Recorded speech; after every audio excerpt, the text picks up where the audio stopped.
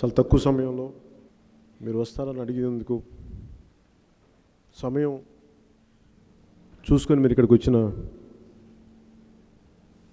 మా అక్క చెల్లెలకి, మా ఆడపడుచులకి, మా నాయకులకి, నా సోదరులైన నా జన సైనికులకి మనస్ఫూర్తిగా నా హృదయపూర్వక నమస్కారాలు, హృదయపూర్వక అభినందనలు. ఇది ఒక ప్రత్యేక పరిస్థితుల్లో జనసేన పార్టీ పెట్టినప్పటి నుంచి కూడా అకారణంగా ఎవరితో గొడవ పెట్టుకోవటం, అకారణంగా తిట్టడాలు బేసిక్గా అది మన ఆలోచన విధానం కాదు, అది మన ఆలోచన సిద్ధాంతం కూడా కాదు.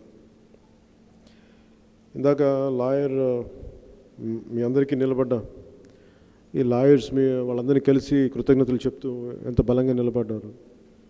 నాకు ఆ రోజున ఒకటే చెప్పారు, ముఖ్యంగా మనకి న్యాయం, మన లీగల్ వింగ్ ఎంత బలంగా నిలబడింది అని చెప్తూ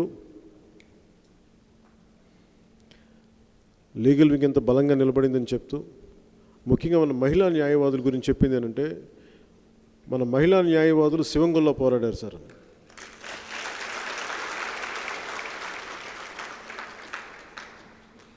నిన్న అటెంప్ట్ మర్డర్ కేసు పెట్టిన 9 మంది మన జన సైనికులతో, నాయకులతో మాట్లాడుతూ వాళ్ళకి ఏదో పంచుకుంటూ ఒక 5వ తరగతి 6వ తరగతి సమయంలో 1 వేలో వస్తున్నానని చెప్పి నన్ను పోలీసులు తీసుకెళ్ళి స్టేషన్లో పెట్టారు. 1:30 రాత్రి. మా నాన్న పక్కన ఒక వేరే స్టేషన్లో పనిచేసేవాడు. నన్ను తీసుకెళ్ళి వాళ్ళు చెప్తుంటే నాకు అనుభవాలు గుర్తొచ్చినాయి. నాకు మనం చేస్తుందేమో ప్రజాస్వామ్యాన్ని బలోపేతం చేయడానికి మన నాయకులందరినీ జైల్లో పెట్టి ఈ గంజాయి కేసుల మీద వచ్చిన వాళ్ళని, లేదంటే క్రిమినల్స్ని వీళ్ళందరినీ పక్కన కూర్చోబెట్టి ఇబ్బందికరమైన పరిస్థితుల్లో పెట్టారు. అవన్నీ గుర్తొచ్చినాయి నాకు.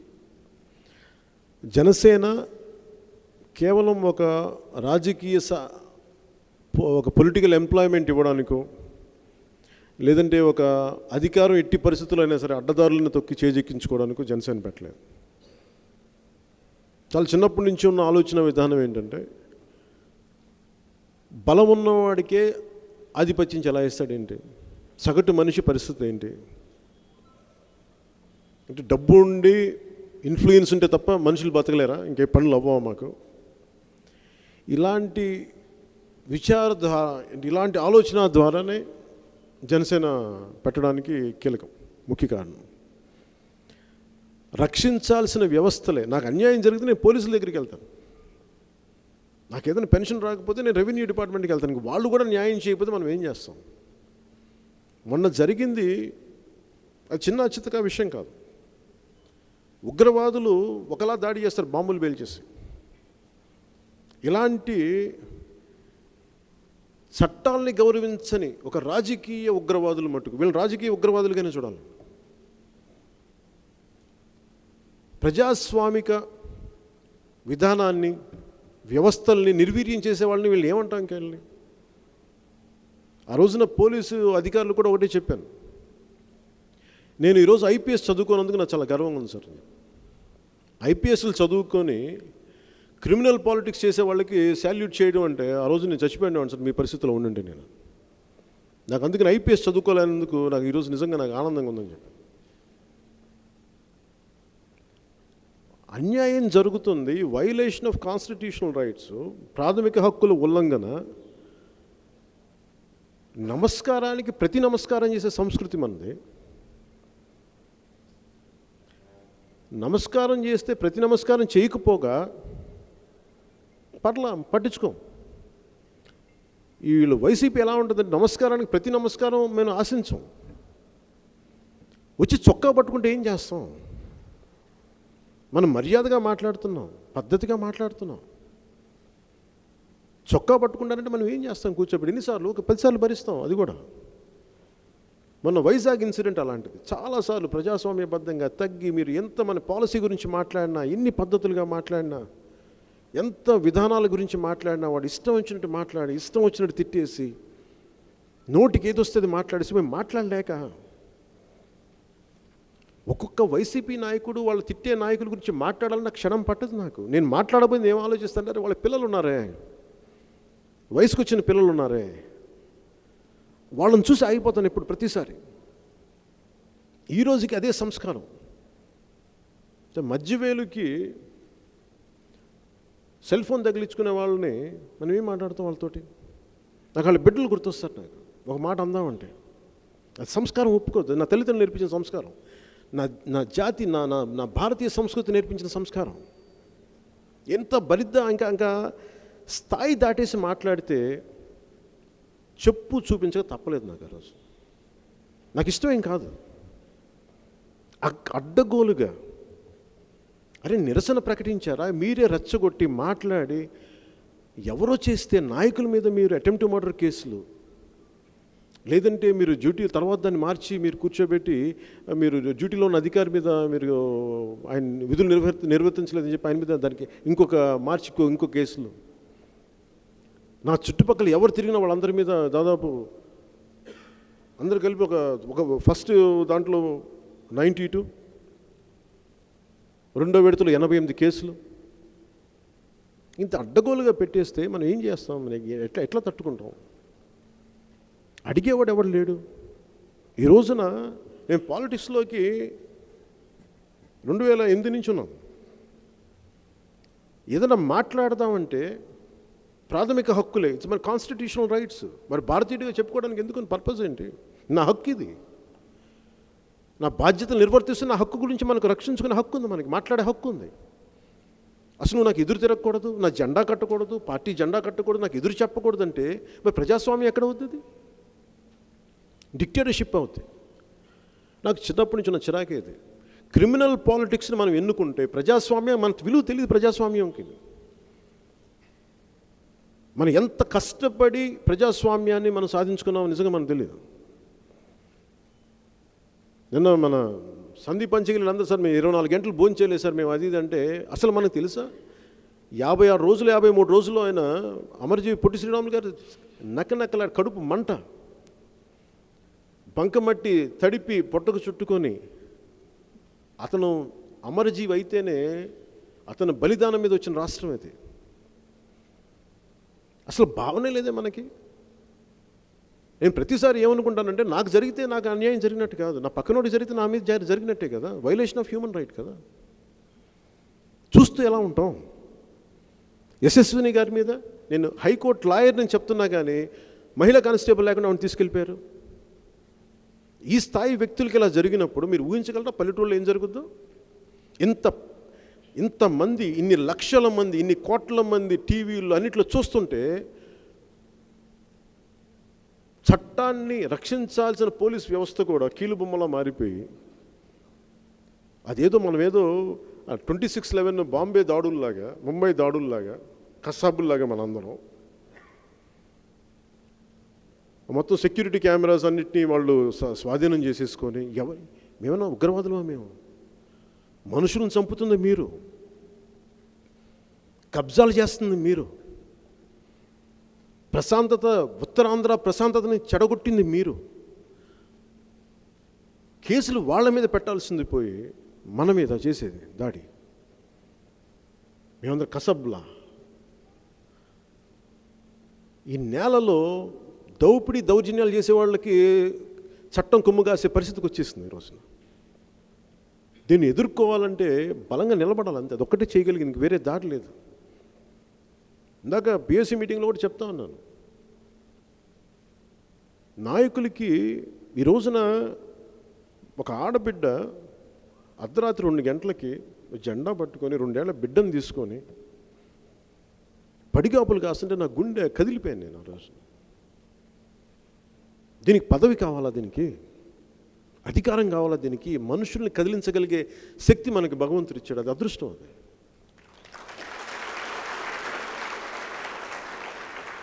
వాళ్ళకి నిలబడకపోతే ఇంకెవరికి నిలబడే ప్రయోజనం ఏంటి? ఏ పదవైనా సరే కన్నీళ్లు తొడవలేని పదవి ఎందుకు? సగటు మనిషిని కష్టాల్లో ఉన్న మనిషిని హక్కును చేర్చుకోలేని బతికెందుకు? నిజంగా విలవిల్లాడిపోయాను నేను.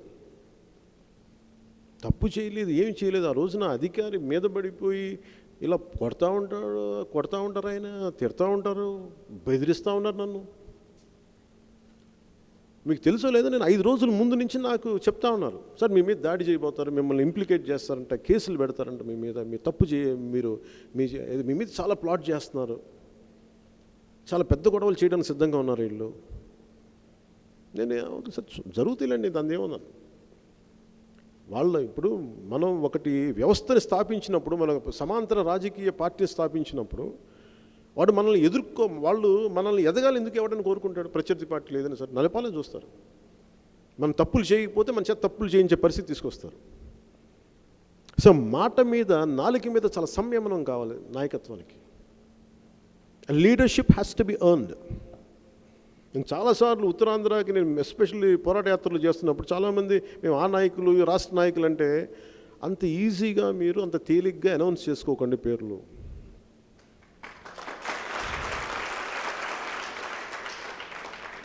రాష్ట్ర నాయకత్వం అంటే అంత తేలికైన విషయం కాదు, నువ్వు నిలబడాలి. ఇప్పుడు మనోహర్ గారు నాలాగా మాట్లాడకపోవచ్చు, ఆయన సమర్థత ఎప్పుడు బయటకు వస్తుంది? ఒక ప్రతికూల పరిస్థితి వచ్చినప్పుడు,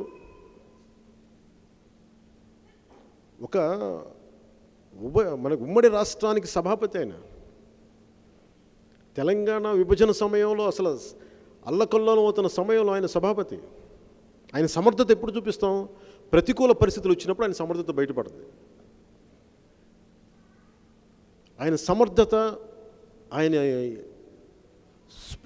సమయస్ఫూర్తి, ఆయన పోరాట పటిమ నేను వైజాగ్లో అందరూ చూశారు.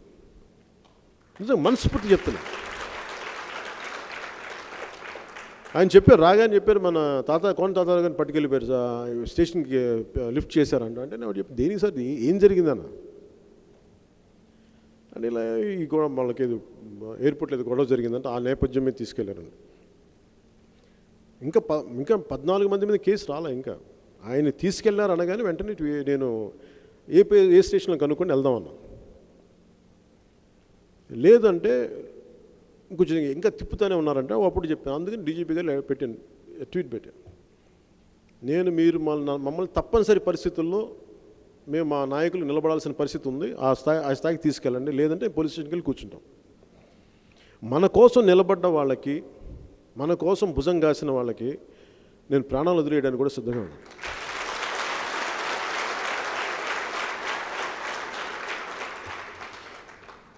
నేను 2008 నుంచి ఇందాక చెప్పినట్టు పాలిటిక్స్లో ఉన్నాను. మనం ఒక నచ్చని విషయాన్ని, భీమరావు బాడాన్ని అప్పటి కాంగ్రెస్ పార్టీలో ఇల్లు కూల్ చేస్తూ ఉన్నారు, ఒక దళిత వాడది.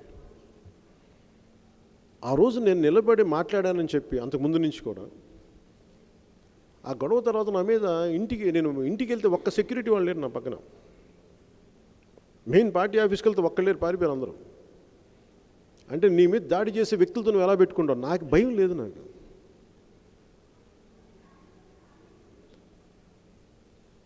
నాకు ఎందుకు భయం ఉండదంటే, నేను అన్నీ సిద్ధపడిపోయి వచ్చాను పాలిటిక్స్కి.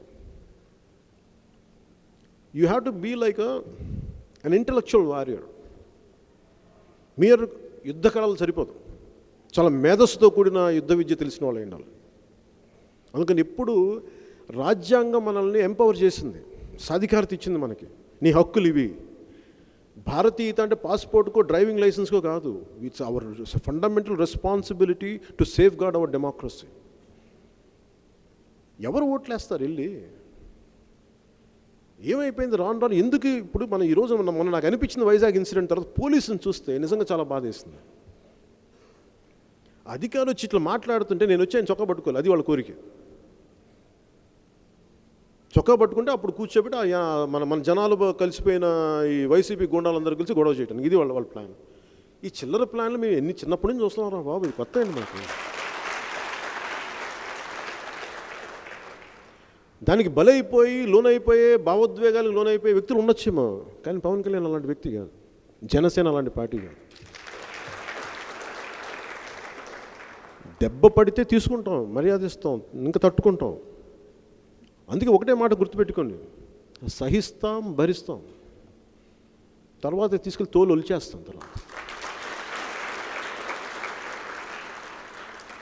ఇప్పుడు ప్రజాస్వామ్యం అనగానే మనం కూర్చోబెట్టి అంటే మాట్లాడితే పోలీసు ఎవరు మాట్లాడినా మనం నేర్చుకోవాల్సింది, ఒక ఆడపిల్లని మీరు ఇళ్లలోకి వచ్చేసి తీసుకెళ్తానంటే అది రాజ్యాంగ ఉల్లంఘన కాదు. మరి అడిగేవాడు లేకపోతే ఎవడైనా ఏదైనా చేసేస్తాడు. ఆ రోజు 2008లో కూడా నేను మాట్లాడుతుంటే నాకు నా ఇంటిల్లి పాది రేప్ థ్రెట్లు ఇస్తారండి. అసలు ఏమనుకుంటాడు ఎవడైనా? అరే ప్రజాస్వామ్యంలో మాకు ఈ విషయం ఇష్టం లేదయ్యా, మాకు ఒక మాట అంటాం, వస్తాం, మీ ఇంట్లో మీ మీ మీ భార్యని రేపు చేస్తాం, ఏమనుకుంటాడు ఒక్కొక్కడు? మీ పిల్లల్ని చంపేస్తాం, ఇది నాకు వచ్చిన బెదిరింపులు. ఇవన్నీ తట్టుకొని వచ్చాను, ఎప్పుడు చెప్పలేదు బయటికి, ఇప్పుడు చెప్తున్నాను మీకు. మన పబ్లిక్గా చూశారు, నిలబడగానే వాళ్ళకి అందరికీ కోపాలు వచ్చేసినాయి. అంటే మీరు చంపేయచ్చేమో, మీరు చంపేస్తారే, మీరు బెదిరింపులు ఇచ్చేయచ్చా, మేమందరం పడాలా మేము? అంటే భారతదేశం మీ ఒక్క సొంతమా? మీ తాతగారి సొమ్మ భారతదేశం? మాది కాదా ఇది? మీ ఒక్కడికి హక్కు ఉందా ఇక్కడ? ఈ తెగింపు లేకపోతే మనం పిరికితనంతో చచ్చిపోతాం. చాలామంది పెద్దవాళ్ళు, చాలామంది పెద్దలకి ఏం చెప్పానంటే, పాపం మీరు తట్టుకోగలవా క్రిమినల్స్? నేను మీ అంత పిరికోని కాదండి నేనని చెప్పి.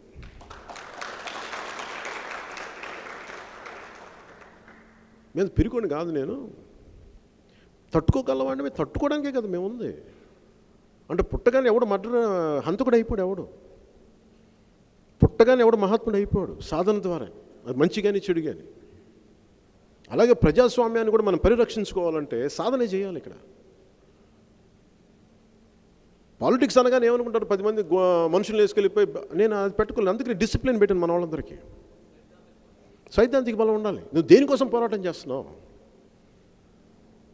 ఒక్క కులం వల్ల అధికారం రాదు, అది అందరూ గుర్తుపెట్టుకోవాలి. ఒక్క కులం వల్ల జరగదు. అందరికీ పిచ్చి పట్టేసుకుంది.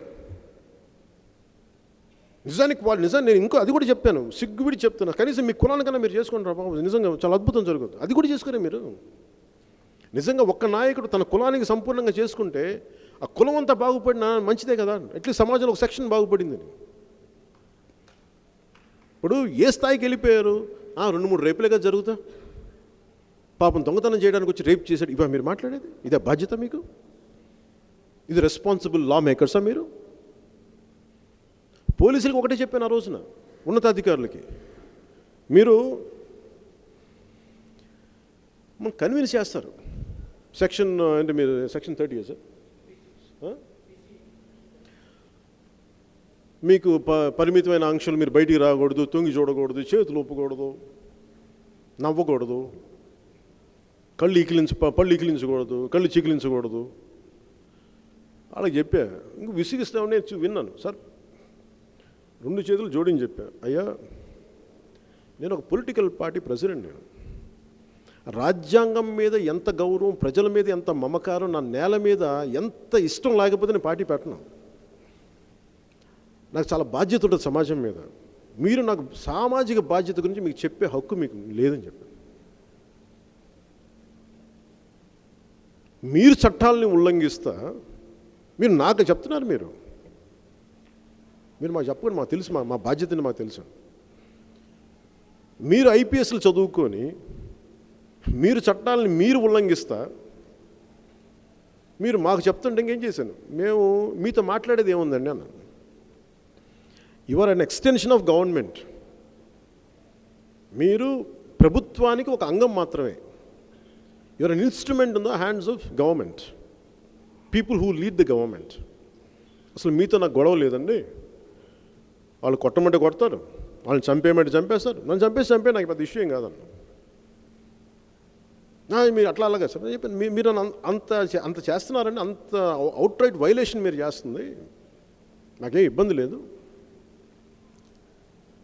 కానీ you are not lawmakers. మీరు చట్టాలను చేసే వ్యక్తులు కాదు, చట్టాలని పాటించేలా చేసే వ్యవస్థ మీద తప్ప మీరు చట్టాలను చేసేవాళ్ళు కాదు. నా గొడవ లా మేకర్స్ తోటి.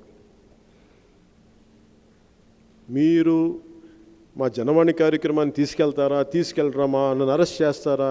I said I'm ready. మీరు ఎన్ని సంవత్సరాలు జైల్లో పెట్టుకుంటారో పెట్టుకోండి, ఏ ఫాల్స్ కేసులు పెట్టుకుంటారో పెట్టుకోండి అని చెప్పి మీరు మా సార్తో మా మనోహర్ సార్తో మాట్లాడుకోండి. ఇంక మీతో కూర్చొని వాదించి నాకు ప్రయోజనం లేదు. నాకు అది అలసట, మీతోటి నాకు సింపుల్ యాక్షన్లో దిగడం నాకు ఇష్టం. నాకు లేదమ్మా నేను అరెస్ట్ చేస్తున్నావు అంటే సంతోషం బాబు, అలా నేను బయట మేము తెలుసుకుంటాం. మేము ఎందుకు వదులుతాం? లొంగుతామంటే బానిసత్వం చేయడానికి కాదు, పోరాటం చేయడానికి లొంగుతాం.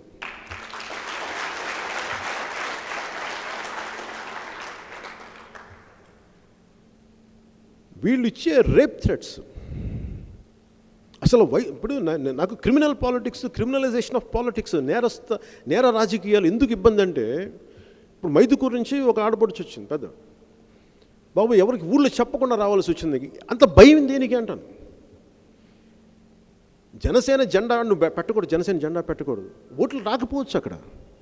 అసలు నువ్వు జెండా కట్టకూడదని హక్కు నీకు ఎవడిచ్చాడు? నీకు ఎలా బెదిరిస్తావు నువ్వు?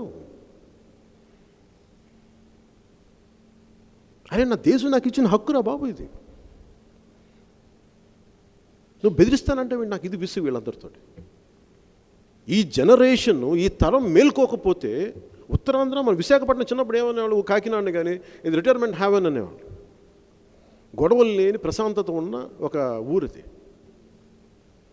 అక్కడికి తీసుకెళ్ళి మీరు రౌడీలని, క్రిమినల్స్ని, గూండాలని అన్నీ పెట్టేస్తే దానికి శాంతి భద్రతలను కాపాడాల్సిన పోలీసు వాళ్ళతోటి కుమ్మక్కు అయిపోతే ఇంకేం మాట్లాడతాం? అప్పుడు చెప్పు చూపించక ఏం చూపిస్తాం చెప్పండి మీరు?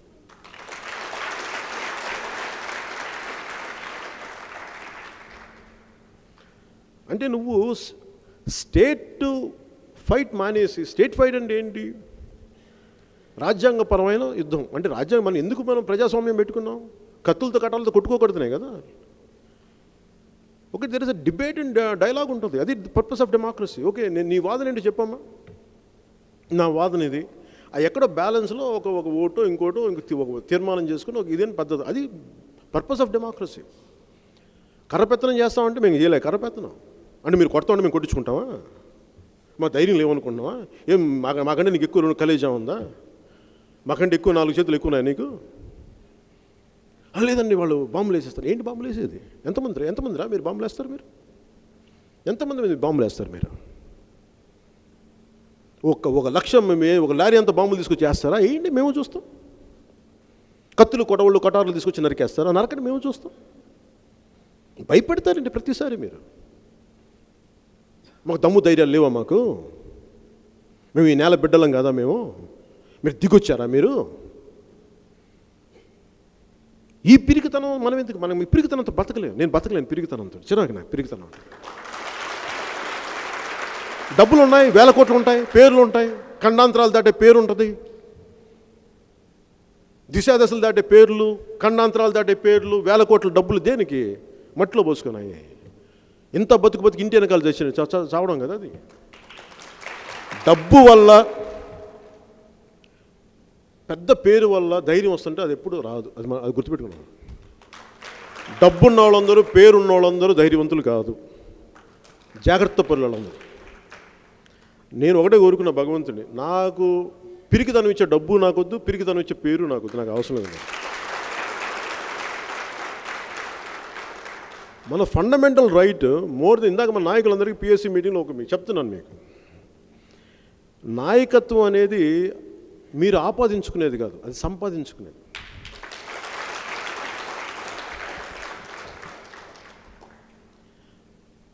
నేను ఒక పదవి ఇచ్చేసినంత మాత్రాన నువ్వు ఇలా అయినా అలా చెప్పకండి. చాలా మర్యాద మాట్లాడిన ఫస్ట్.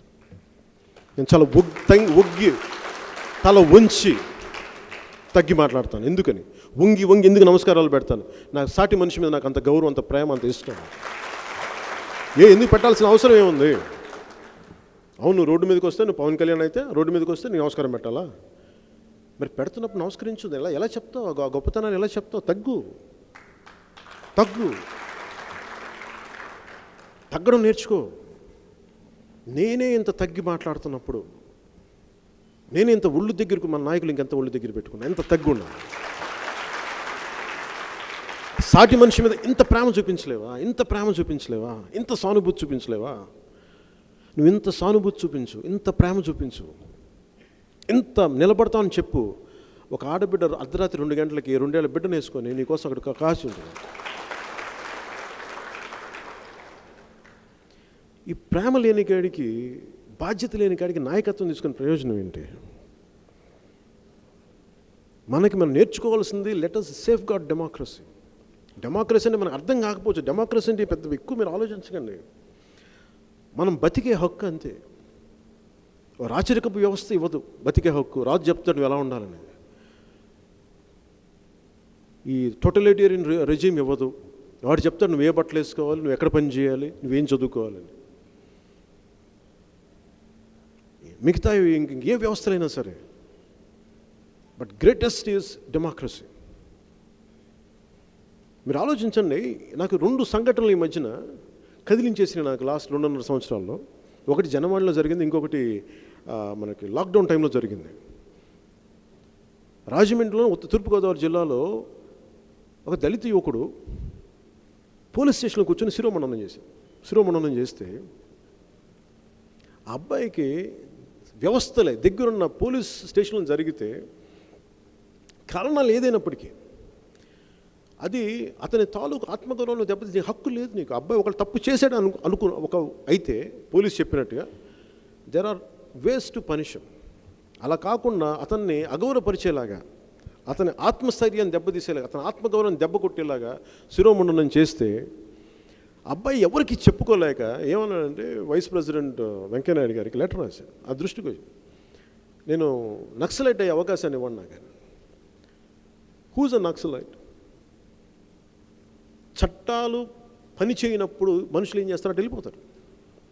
అక్కడ న్యాయం జరుగుతా లేదా పక్కన పెట్టండి, అది వేరే విషయం, అది వేరే డిబేట్. అది ఆల్టుగెదర్. ఒక వ్యక్తిని ఒక 24 ఏళ్ళ ఒక 20లో ఉన్న ఒక యువకుడిని అలా తోసేశారు. ఆ రోజున ఆ మాట చెప్పేలా చేశారు. నేను ఒకటి చెప్పాడు అనుకోవట్లా. 1,00,000 మంది మాట్లాడితే, 1,00,000 మంది అనుకుంటే 10 మంది 10,000 మంది మాట్లాడితే ఒక్కడి గొంతిప్పుతాడు. ఇప్పుడు నేను ఆ ఒక్కడి గొంతు వెనక 1,00,000 మంది వేదన చూశాను నేను అక్కడ. తిరుపతి జనవాణిలో కశ్మీర్లో పనిచేసే కౌంటర్ ఇన్సర్జెంట్ యూనిట్ నుంచి వచ్చిన ఒక సైనికుడు చిత్తూరులో ఉన్న నా పలానా ఊర్లో నా పొలాన్ని అక్కడున్న రాజకీయ నాయకులు తీసేసుకున్నారు, వైసీపీ నాయకులు. మా కమాండర్ ఏం చెప్తాడంటే నాకు డ్యూటీ గన్ ఇచ్చి తుపాకిచ్చి, అరే మన సరిహద్దుల్లోకి శత్రు సైనికుడు కానీ ఉగ్రవాది కానీ ప్రవేశిస్తే కాల్చేయమంటాడు. మన సరిహద్దులు అంత కాపాడుకుంటాం. నా దేశ సరిహద్దు నా డ్యూటీ అది. అలాంటిది నాకున్న 2 ఎకరాల భూమి సరిహద్దులు నేను కాపాడుకోలేకపోయినా తీసేసుకున్నారన్న. మరి నేనేం చేయాలి? నేను కూడా అఫ్జల్ ఖాన్ లాంటి ఒక ఉగ్రవాదిని అయిపోయాను నేను కూడా అని ఆవేదన ఆ రోజున చాలామంది తాకింది. అంటే మన సొసైటీకి ఏం చేస్తున్నామంటే డెమోక్రసీలో కష్టపడి పనిచేసే వాళ్ళకేమో విపరీతమైన కష్టాలు, తప్పుడు పనులు చేసే వాళ్ళందరికీ శబాష్లు జేజేలు, అధికారాలు. ప్రాబ్లం ఈ రోజున క్రిమినల్ పొలిటిక్స్ చేసే వ్యక్తులు సమూహం కూర్చుంది అంటే సమస్య వాళ్ళొక్కరిలో లేదు, మన అందరిలో కూడా ఉంది, ప్రజల్లో కూడా ఉంది. తెలుసుకోవాలి. నేను జనసేన పెట్టింది it's also my purpose is to awaken democratic spirit. ప్రజాస్వామ్య స్ఫూర్తి రగిలించడానికి. నాకేముంది సరదా? నాకు పొద్దున్న లేచినప్పటి నుంచి సనాసనందరి చేత తిట్టించుకోవాల్సిన అవసరం నాకేంటి? నాకేం సరదా కాదు. పొద్దున్న లేచినప్పుడు తిట్టుకుంటాం, మీ ఇంట్లో వాళ్ళని రేపులు చేస్తాం, మీ బిడ్డలను చంపేస్తాం. ఈ ఎదవలందరూ కూర్చొని చేస్తూనే మేము ఖాళీగా చేతులు ముడుచుకొని కూర్చోం. కానీ ఎందుకు భరించాలి అంటే నువ్వు దేశభక్తి గురించి చదివి పూర్తిగా దేశ స్ఫూర్తిని నింపుకున్న తర్వాత అది ఆచరణలోకి రాకపోతే అది నేను చంపేస్తుంది. ఆ కాన్షియన్స్ అవేకిన్ చేయకూడదు. ఒకసారి అవేకిన్ చేసిన తర్వాత అది దిశానిర్దేశం అని చెప్తుంది ఎలా చేయాలనేది. దాన్ని మనం వెనక్కి వెళ్ళిపోయామా అది చంపేస్తుంది. నేను అందుకు దాన్ని తట్టుకోలేక, నా మనస్సాక్షిని తట్టుకోలేక రాజకీయాల్లోకి వచ్చాను. నాకేం సరదా కాదు పొద్దున్న లేచిన తిట్టించుకోవడానికి. నేను ఎందుకు అనుకున్నానంటే, ఇప్పుడు చిన్న పాప ఉంది అక్కడ, చిన్న బిడ్డ ఉన్నారు, వీళ్ళు చాలామంది చెప్తూ ఉంటారు 1000 కోట్లు ఉన్నాయండి, మేము మాకు 2000 ఎకరాలు ఉన్నాయండి. సరే, నీ బిడ్డలకి ఒక ఒక భద్రతతో కూడిన సమాజం ఇవ్వగలవా? ఒక రేపిస్ట్ నుంచి నీ బిడ్డను కాపాడగలవా? నీ డబ్బులు కాపాడలేవు, నీ 1000 ఎకరాలు కాపాడలేవు. కానీ నువ్వు బలమైన పోలీసింగ్ వ్యవస్థ నువ్వు అది కాపాడచ్చు.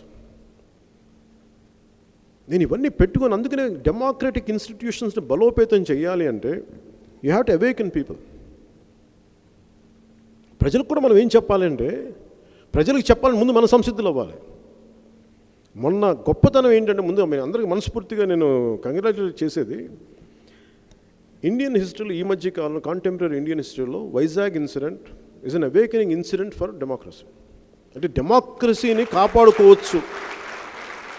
ఎంత నేర చరిత్ర ఉన్న నాయకులు అధికారంలో ఉన్నప్పటికీ, 151 మంది సభ్యులు ఉన్నప్పటికీ, 28 మంది 30 మంది పార్లమెంటు ఉభయ సభలు పార్లమెంట్ సభ్యులు ఉన్నప్పటికీ, వెన్ పీపుల్ కమ్ అవుట్, ప్రభుత్వం వెనక్కి వెళ్ళాలి. మీరు వైజాగ్ మోడల్, వైజాగ్ ఇన్సిడెంట్ ప్రజాస్వామ్యం తాలూకు శక్తిని చూపించింది. అది భగవంతుడు మనకిచ్చిన అవకాశం. అది అంటే మనం నియంత్రణతోటి ఒక నియమబద్ధంగా రాజకీయం చేస్తే ప్రజాస్వామ్యబద్ధంగా ఎలా ఎదురు తిరగచ్చో చెప్పించిన సంఘటన అది. అందుకనే మనందరం నాయకులు, ఇందాక చెప్తున్నాం, మనలో మనం తిట్టుకుంటామేంటి? మా బాధ్యత నాయకత్వం వేయడం తేలిక అనుకుంటున్నారా మీరు? ఇందాక అదే చెప్పాను, ఏం తిట్టేసుకుంటారండి ఒకళ్ళనొకళ్ళు, వెనక నుంచి పొడి చేసుకుంటూ ఉంటారు. మన మీద పొడిచేవాడిని వదిలేసి నా పక్కన నిలబడిన పొడి చేస్తూ ఉంటాను నేను.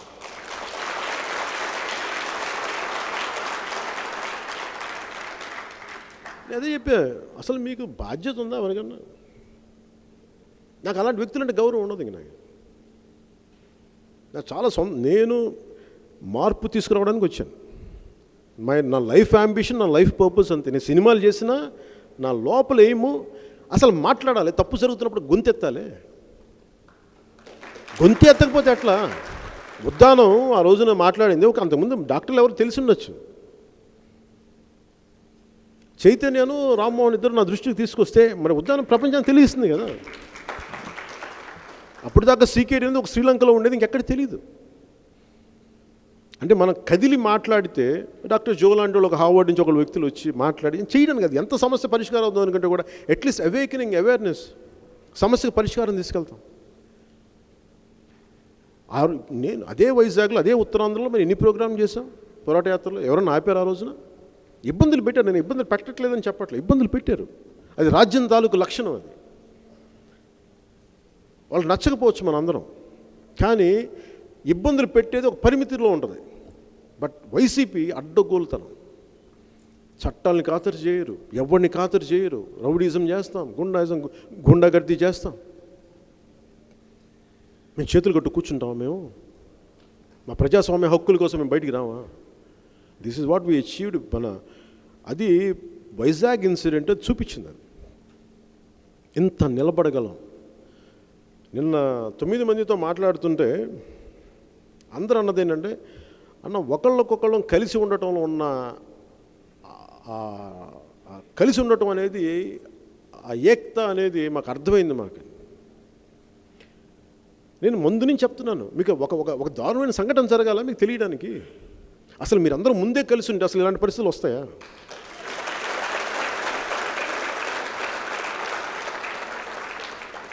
నాకు యశస్విని గారు నచ్చరు, వాళ్ళు నచ్చరు, వీళ్ళని కాదండి, వాళ్ళని కాదని ఎవరో ఒకరిని బాధ్యత మోయనివ్వండి. వాళ్ళు బాగా చేయలేకపోతే వాళ్ళు వెనక్కి వెళ్తారు. ప్రజలు నిర్ణయిస్తారు, కేడర్ నిర్ణయిస్తుంది. అందరూ అద్భుతంగా చేస్తారని నేను ఇవ్వను. నేను ఒక బాధ్యత తీసుకుని ఎక్కడో చోట ఎర్న్ యువర్ లీడర్షిప్. అంతేగాని ఏదో హక్కులాగా పెట్టకండి. వయసులు వచ్చేసినాయి కదా అంటే వయసులు వచ్చినంత మహానుభావులు అయిపోయారు. ఫస్ట్ అందరూ గుర్తుపెట్టుకోండి.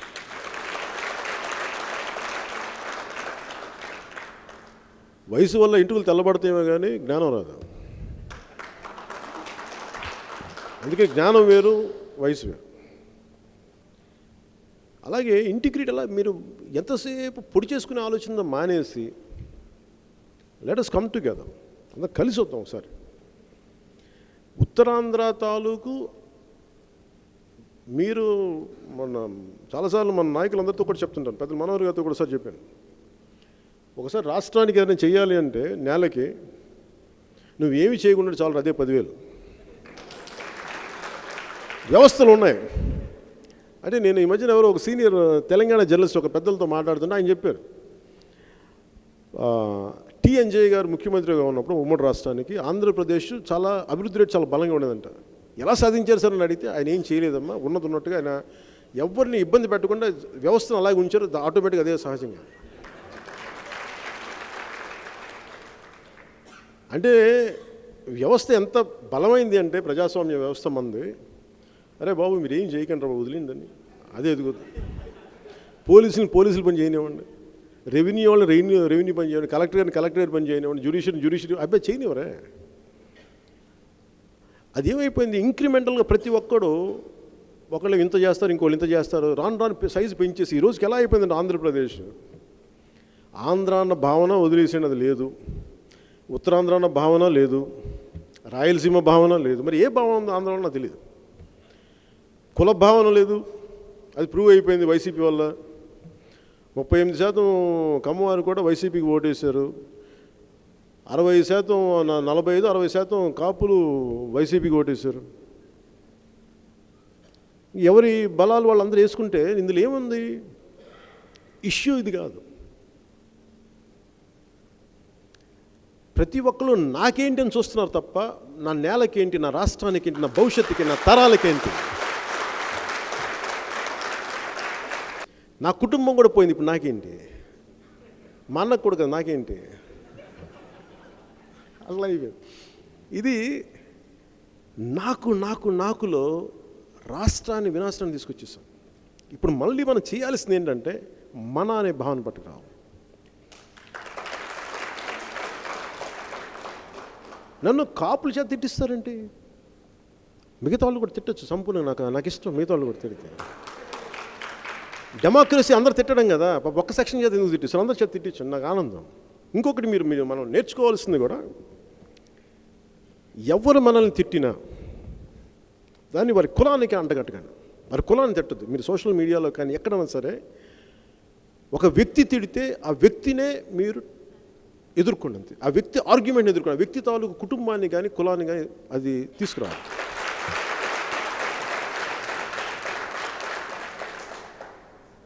ఇప్పుడు ఒక వ్యక్తి తిడితే ఎంటైర్ కులం తిట్టినట్టు కదా, మేబీ ఆయన కులం అందరికీ ఆయన సపోర్ట్ చేయొచ్చు కాక, అది వేరే విషయం, అది పొలిటిక్స్, అది ఎలక్షనీరింగ్లో వాళ్ళ పరిస్థితి.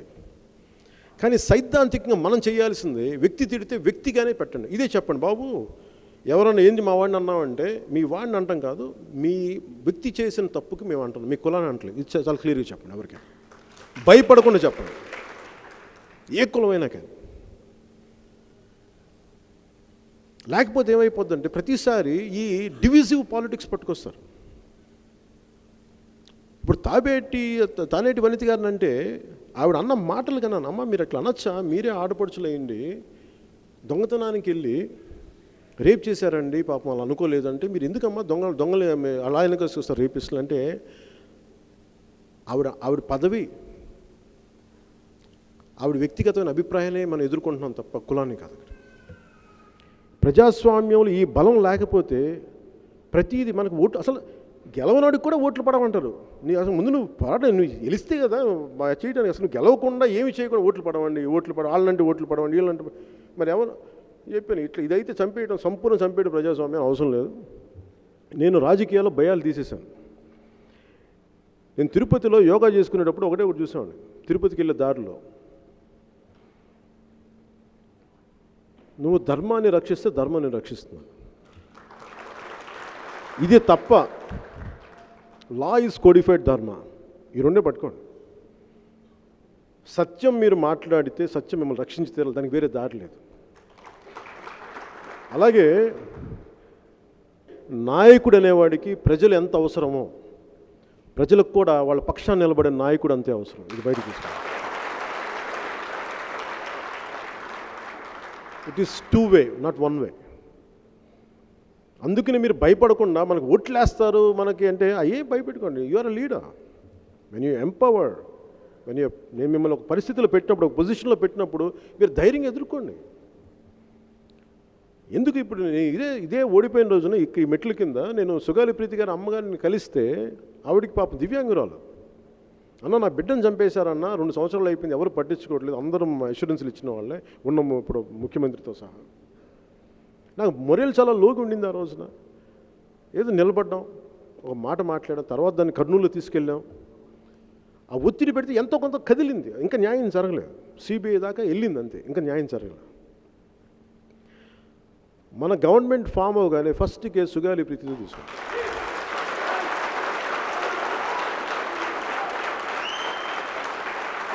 అలాగే గవర్నమెంట్ రాగానే ఫస్ట్ థింగ్ మనం ఫోకస్ చేసేది లా అండ్ ఆర్డర్ మీద.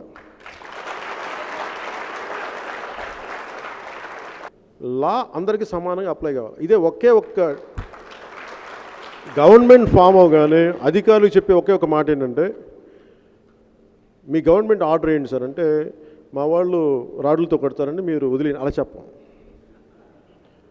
వైసీపీ వాళ్ళు వాళ్ళ బాబాయిని చంపుకున్నట్టుగా మా వాళ్ళు కూడా చంపుకుంటే అలా చెప్పం. అది కాదు, ఓన్లీ 1 సెంటెన్స్. బలహీనులకి బలంగా కాకుండా, బలవంతులకి బలహీనంగా కాకుండా అందరికీ సమంగా చట్టం అప్లై చేయండి. ఆడబిడ్డల జోలికి ఎవరైనా వస్తే పబ్లిక్ పనిష్మెంట్ ఇవ్వండి, పబ్లిక్ హ్యూమిలేషన్ జరగాలి. ఎందుకంటే నేను ఇంట్లో నుంచి నా బిడ్డని బయటికి పంపిస్తే నా కూతురు తిరిగి వస్తలేదు, నాకు భయం ఉంటుంది. నాకు తండ్రిగా నాకు భయం ఉంటుంది, గుండె కొట్టుకుంటూ ఉంటుంది, వస్తారా లేదా అని. ఆ భయం ఎందుకు సమాజంలో? నా ఆడబిడ్డ బయటికి వెళ్తే క్షేమంగా రావాలి. ఇంకా ఈ దేశం ఈ సంస్కృతి చాలా గొప్పది కాబట్టి ఇంకా అంత వైలేషన్ జరగట్లా. కానీ వైసీపీ లాంటి గుండాగర్దీ చేసే నాయకత్వం, క్రిమినల్స్ రాజ్యాలు వెళ్తారు, అది మనం అలౌ చేయకూడదు. ఒక్క నాయకుడు, 1 సింగిల్ లీడర్ క్రిమినల్ అయినా, క్రిమినల్ ఇంటెన్షన్ ఉన్నా మనం అర్థం చేసుకోగలం, ఓకే ఒక్కడిని హ్యాండిల్ చేయొచ్చాను. కానీ అది వ్యవస్థాగతం చేస్తే, క్రిమినాలిటీ నువ్వు వార్డు స్థాయికి దాకా ప్రతి 10 మంది అక్కడ కూర్చొని గుండాగర్దీ చేస్తే, వాళ్ళకి పోలీస్ సపోర్ట్ ఉంటే మీరు అర్థం చేసుకో, దాని తాలూకు పర్యవసానాలు మనం ఊహించుకోలేము. రేపు జరిగితే అదేనండి పాపం, పాపం అలా జరిగిపోయిందండి, కొంచెం పెద్ద మనసుతో అర్థం చేసుకున్నాడు, ఎవడు చెప్పుకుంటాం ఈ బాధ. 50 సంవత్సరాలు 60 సంవత్సరాలు ఉన్న పెద్దల మీద కూడా వైసీపీ గుండాలు మీ అమ్మని రేపు చేస్తాం, ఇది వాళ్ళు చెప్పేది. తట్టుకోగలమా? మిడివల్ టైమ్స్ ఇవన్నీ. తార్తర్ తాండాలు, మంగోలియన్ తాండాలు ఇలా చేసి ఊళ్ళ మీద పడిపోయి, రజాకారులు మోకలు ఊళ్ళ మీద పడిపోయి మానభంగాలు చేసే తిరిగి అటు వెళ్ళిపోద్ది. ఎందుకంటే ఈ రోజున మీరు ఒకటే గుర్తుపెట్టి, ముందు ఆలోచన, తర్వాత మాట, తర్వాత చేత. క్రిమినల్స్ వీడికి చూపించాలి అసలు ఏం చేద్దాం వీడిని. అరే మేళలోకి వచ్చి రేపు చేస్తాం, కుదురుతారు, చేసేస్తారు. అప్పుడు కూడా మనం ఏం చేస్తాం, నిస్సహాయ స్థితిలో కూర్చుంటాం. అప్పుడు తిరగబడతాం కదా. అంతదాకా దేనికి తీసుకుంటాం స్థితిని. We have a fantastic platform called democracy. ఎన్నికలు అనేది ఉంది.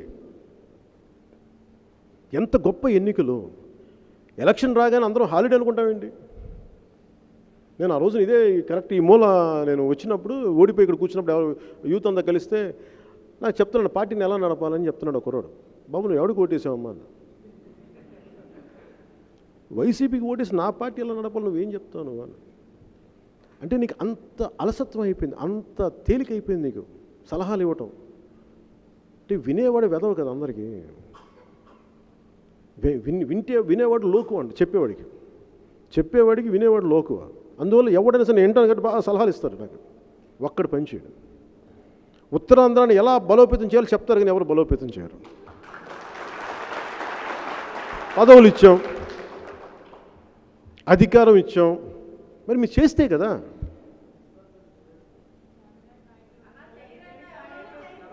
అదే చేయలేకపోతే చేయిస్తాం, లేదా మార్చుకుంటాం, అంతే తేడా.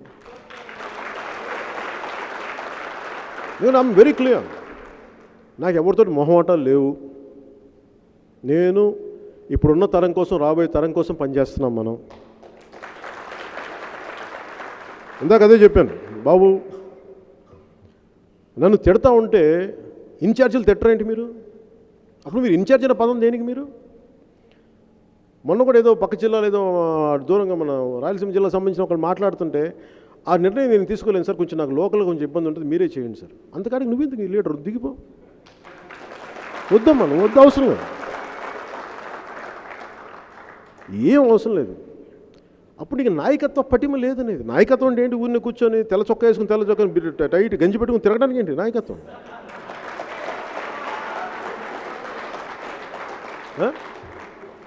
చొక్కా బట్టి మడిచి ఏంట్రా మాట్లాడుతున్నా, ఏం మాట్లాడు, ఇది కదా నాయకత్వం.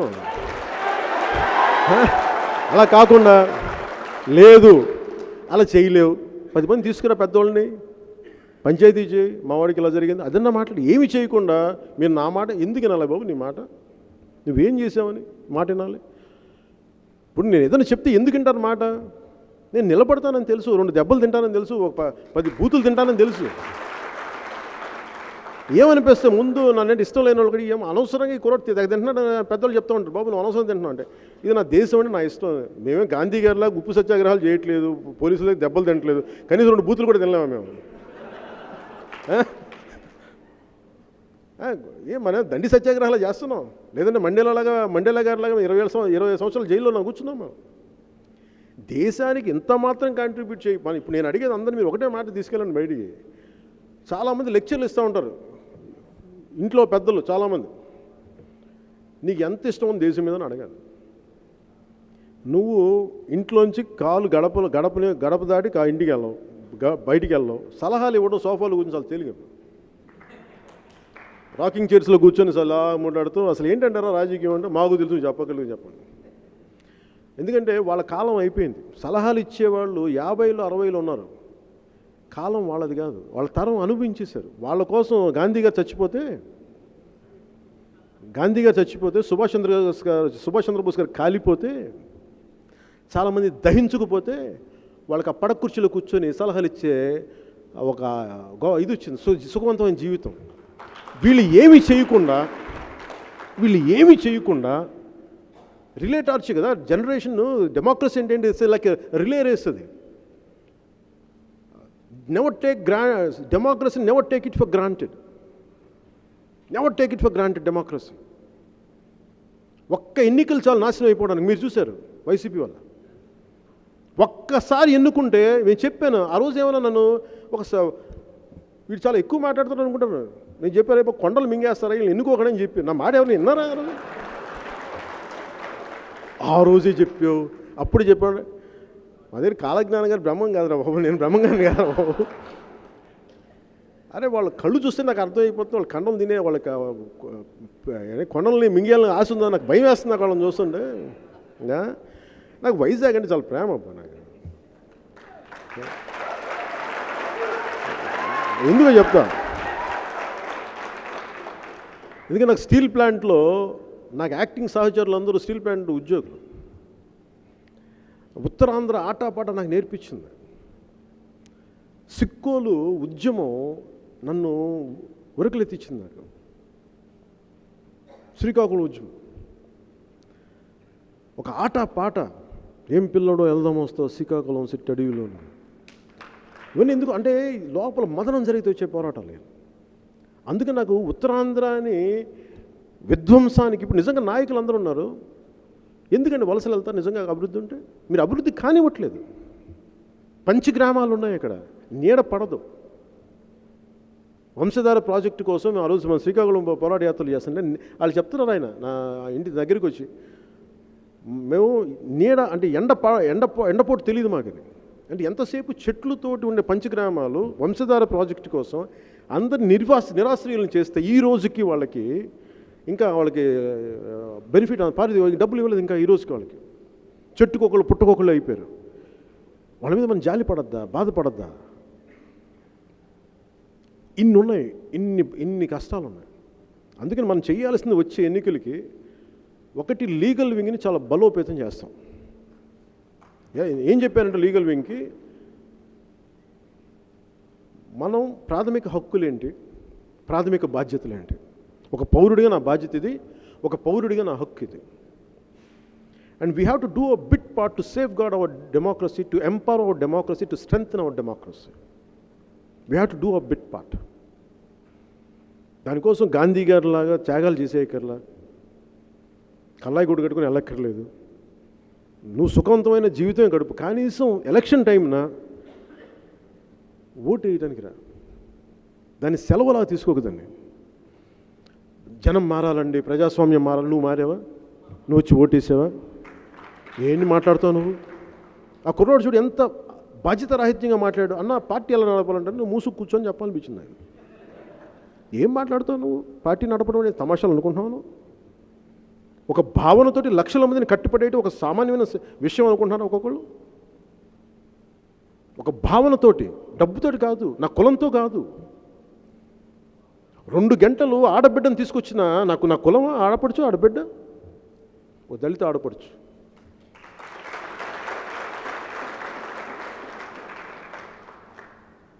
మనిషికి మనిషి కదా, కులం కూడి పెట్టేస్తా అందరికీ.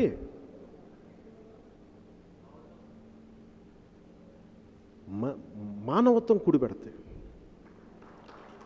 మానవత్వం కూడిపెడతాయి.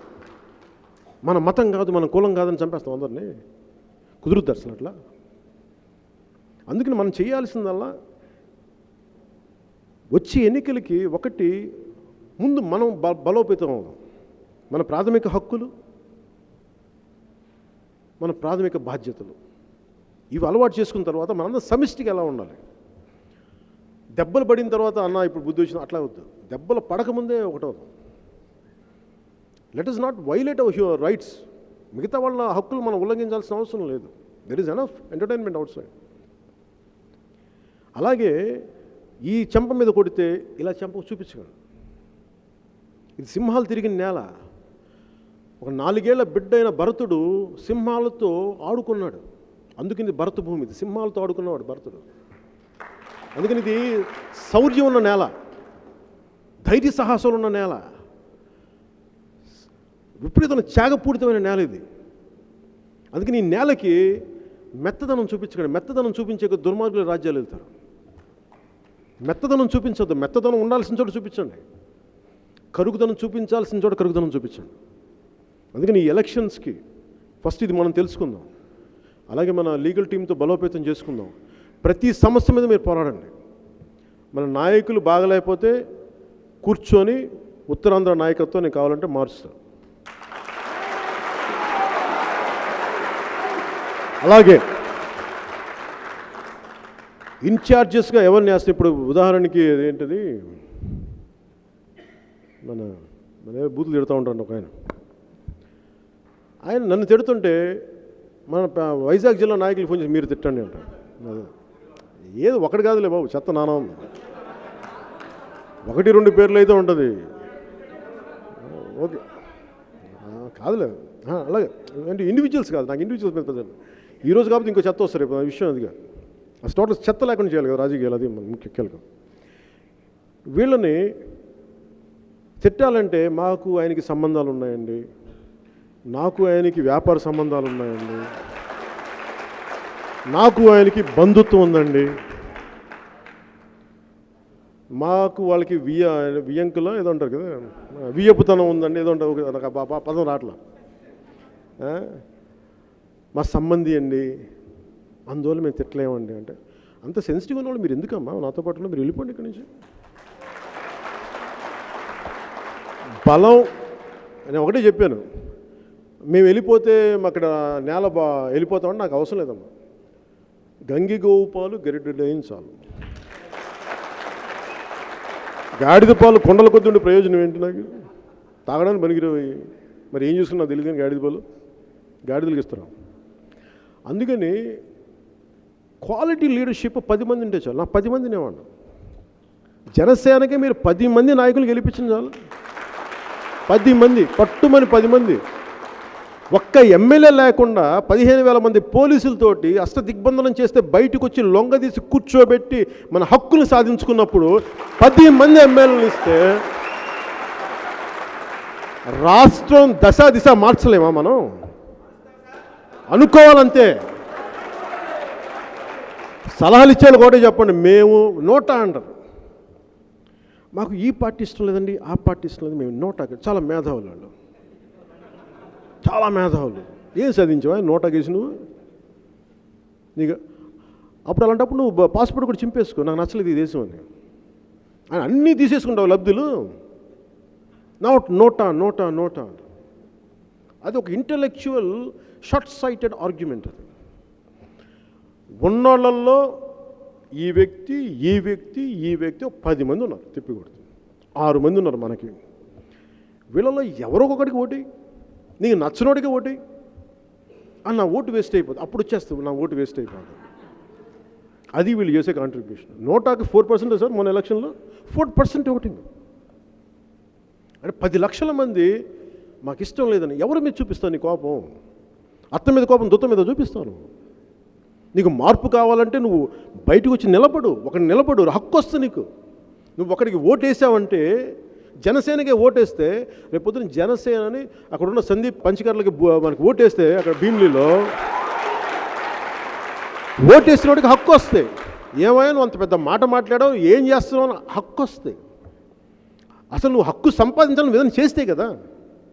నేను చాలా ఇంటలెక్చువల్ లేదండి, I'm for not on, not for this political part, I'm sorry, you know I'm an intellectual, you know what I mean, you know what I mean. బాబు ఇవన్నీ మేము చాలా చూసాము. నా కోరిక ఏంటంటే, మీరందరూ ఇలా చేయబట్టే క్రిమినల్స్ రాజ్యాలు వెళ్తున్నారు. మీకు అది మీకు వాళ్ళకి మీరు పరోక్షంగా మీరు వాళ్ళకి సపోర్ట్ చేస్తున్నారు. మీరు అవన్నీ వదిలేసి more number of people should come for voting. అపార్ట్మెంట్లో కూర్చొని నేను చాలాసార్లు అనుకున్నాను, ఈ అపార్ట్మెంట్కి ఎవరు వెళ్తారు అనుకునేవాడిని. పాపం అపార్ట్మెంట్ ఏంటంటే, మీకు తెలుసు కదా sir, I hate politics and I don't like to vote అండి. Then how come you're entitle for fundamental rights అండి? దానికి సమాధానం లేదు. అంటే they have taken it for granted. అందుకని ఓట్లు ప్రభావితం చేయటం, ఎన్లైటన్ చేయటం చేసి ఈసారి ఎలక్షన్స్ని మనం ఈ క్రిమినల్ రాజకీయాలను తీసాం. మనం ఎవరిని అందలం ఎక్కించడానికి ఇక్కడ లేము. ప్రజాస్వామ్యాన్ని, ప్రజల్ని అందలం ఎక్కించడానికే ఉన్నాం అక్కడ. దానికోసం నా వ్యూహాలు నేను వేస్తాను. నా వ్యూహాలు ఎప్పుడు ప్రజలకు సంబంధించి ఉంటాయి కదా. నా వ్యక్తిగతమైన బెనిఫిట్ కోసం నేను వ్యూహాలు వేయను. నేను నిలబడి చెప్తున్నాను. అందుకని కొద్ది రోజుల్లో నేను నిర్ణయం తీసుకున్నాను, ఉత్తరాంధ్ర నాయకత్వం ఎవరు ఏంటి అనేది. బాధ్యతలు ఇస్తాను, నమ్ముతాను. మళ్ళీ జైలుకి వెళ్ళి అందరూ దిగులు పడాల్సింది పోయి కుటుంబ సభ్యులు, కానీ మాకు జైలుకి వెళ్ళి ఒక హక్కుల కోసం పోరాడి జైలుకి వెళ్తే ఎంత తృప్తి ఉంటుందని మాకు తెలియలేదన్న. పాపం పార్టీలోకి వచ్చి 3 వారాలు కూడా కాలేదు. ఆవిడ ఏదో దాంట్లో మన శివప్రసాద్ రెడ్డి పక్కన ఆవిడ పట్టుకుంటే, పాపం ఆవిడని ఎదురుగా పోలీస్ స్టేషన్ అన్న, ఆవిడని తీసుకెళ్ళిపోతే ఆవిడ కూర్చోలేదన్నారు. రూప గారు ఆవిడ ఒకటే చెప్పారు, ఏమండి మేము బరంపురంలో ఉంటాం, ఇక్కడ షిఫ్ట్ అయ్యాం, మేము వైశ్య కులానికి చెందిన వాళ్ళం అంటే నేను చెప్పాను, అమ్మా ఈ రోజున ఆంధ్ర అనే రాష్ట్రం ఉందంటే వైశ్యుల వల్ల తల్లి. అమరజీవి పొట్టి శ్రీరాములు త్యాగం చేస్తేనే మాకు వచ్చింది.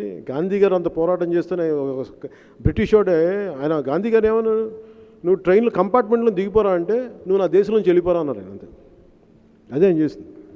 అందుకని వైశ్యులు అనగానే కులాన్ని బట్టి శౌర్యం రాదు. గుండె దిట్టువు ఒక కులానికే ఉంటుంది, అన్ని కులాలకు ఉంటుంది. అందువల్ల మీరు ఎప్పుడు కూడా ఆ మాట అనకండి అమ్మా. మీరు ఆడికి 9 ఏళ్ళ బిడ్డ కొడుకు, ఆవిడ హస్బెండ్ ఏమో ఇక్కడ మర్చెంట్ నేవీలో పనిచేస్తారు. ఆవిడ చూడండి వస్తే ఎంత ధైర్యం గెలిపి, అన్న మేము కూర్చోలేదు బాబు, మేము అలాగే నిలబడి ఉన్నాను, నేను కూర్చోలేదు, బయటకు వచ్చారు. అలాగే నేను ఇది కూడా కూర్చోలేదు, నాకు అలవాట్లేదు, నేను కూర్చోలేదు. అంటే ఒక సామాన్య, ఒక నీడపట్టు నుండే ఒక ఆడపడుచు ఆ స్థాయికి పోరాటానికి వాళ్ళను కూడా బయటికి తీసుకొచ్చేలా చేసింది వైసీపీ ప్రభుత్వం. అంటే వాళ్ళకు కూడా ధైర్యం ఇచ్చేస్తుంది. ఉంటే ఉంటా పోతే ఏంటన్నా చొక్కా పట్టుకుని ధైర్యం ఒక ఆడబిడ్డకు వచ్చేస్తుంది. అందుకని ఈ సంకేతాలని మనం ఎలా చూడాలి అంటే ఇది అధికారం బదలాయింపుకి మార్పు. ఇది వీఆర్ ఉత్తరాంధ్రతో మార్పు మొదలవ్వాలి. ఉత్తరాంధ్రతోనే మార్పు మొదలవ్వాలి. మనం 24 ఎన్నికల్లో జనసేన ప్రభుత్వాన్ని స్థాపిస్తాం. జై హింద్.